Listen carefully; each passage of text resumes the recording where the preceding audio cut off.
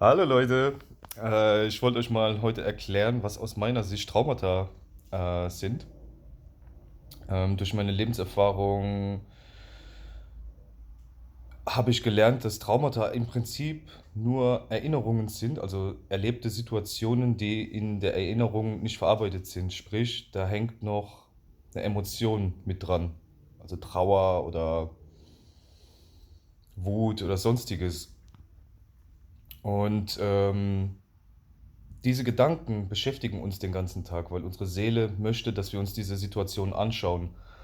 Und das ist vielleicht auch der Grund, warum bei vielen Leuten einfach die Gedanken immer wieder von Punkt A nach Punkt B springen und nach Punkt C und ein Chaos im Gehirn verursachen und in den Gefühlen, weil halt alles aufgewirbelt wird. Weil wenn wir ein Traumata erleben, speichert sich das als Erinnerung im Gehirn ab und die Emotion speichert sich im Körper ab. Und das dürfen wir beides lernen loszulassen. Sprich, wenn wir in die Erinnerung eintauchen, so mache ich das sehr oft, ähm, und uns die Erinnerung einfach mal anschauen, so wie es eine Szene im richtigen Leben wäre. Sprich, wenn das jetzt direkt vor dir passieren würde, was du da erlebt hast in deiner Kindheit, und du schaust es dir an, was macht es mit dir? Wie fühlst du dich dabei? Ist es in Ordnung, wie deine Eltern zum Beispiel mit dir umgegangen sind oder du mit anderen?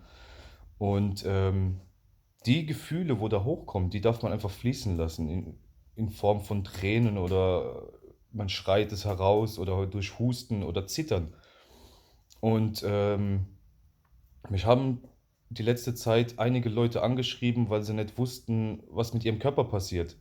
Die haben Angst gekriegt, die haben Angst gehabt zu sterben, weil mit ihrem Körper halt irgendwas passiert ist und die konnten es nicht deuten. Und durch meine Erfahrung weiß ich, wenn sich ein Trauma löst, dann fängt der Körper an zu zittern. Das kann auch wie ein Exorzismus im Endeffekt aussehen, also im schlimmsten Fall, dass der Körper sich windet und komische Geräusche macht, aber das ist alles in Ordnung, wenn sowas passiert, nur dass ihr da Bescheid wisst. Und ja, ich weiß, wie viel Angst das auch machen kann, wenn sowas eintritt und deswegen erkläre ich euch das, weil eigentlich sollten es die Ärzte machen, aber viele haben leider auch keine Ahnung davon und deswegen, irgendwoher muss man es ja rauskriegen. Deswegen, und ich sehe halt, wie verängstigt manche Leute sind, da ich halt auch in Facebook-Gruppen unterwegs war mit Angststörungen und so. Und ja, die Leute konnten sich das alle nicht erklären, was da passiert. Nur das Problem ist, wenn man in so einem Fall, wenn der Körper anfängt zu zittern und man kriegt da Panik und denkt, man stirbt, dann fängt man an zu hyperventilieren, weil der ganze Körper sich verkrampft durch dieses Festhalten. Und wenn man hyperventiliert, dann gibt es einen Mechanismus vom Körper, der dann DMT ausschüttet sozusagen. Und dann wird man gezwungen zum Kontrollverlust. Und das ist da, wo man dann bewusstlos wird, dieser Moment. Und da haben viele Leute dann halt auch Angst davor, weil sie es halt auch nicht wissen. Aber wir sind im Prinzip ein wandelndes psychedelisches Wesen sozusagen.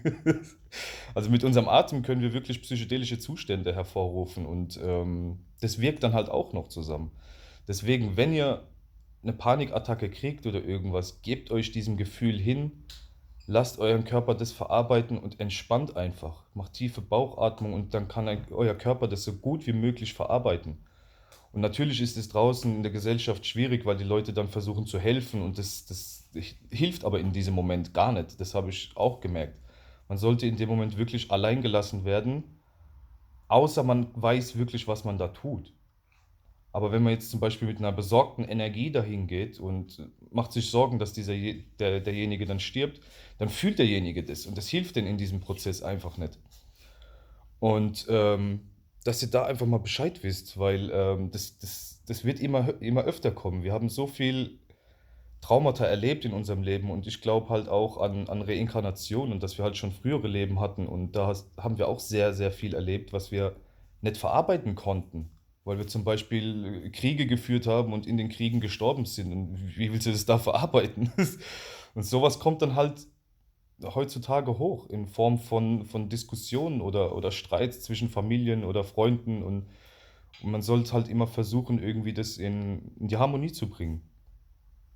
Und halt immer auch von sich ausgehen. Also wenn dich halt wenn dich irgendwas stört an der Außenwelt, dann ja okay, aber warum stört mich das? Und wo ist mein Anteil in mir, der damit nicht klarkommt sozusagen? Und da halt einfach die Arbeit machen, die halt nötig ist. So, und das war's auch eigentlich schon. Ich hoffe, das konnte euch weiterhelfen. Und falls irgendwelche Fragen bestehen, dürft ihr euch gerne melden. Falls auch irgendjemand was dazu geben möchte, sprich, falls ich jetzt irgendwas vergessen hätte, darf er es auch gerne kommentieren. Und ja, ich wünsche euch einen schönen Tag. Macht's gut.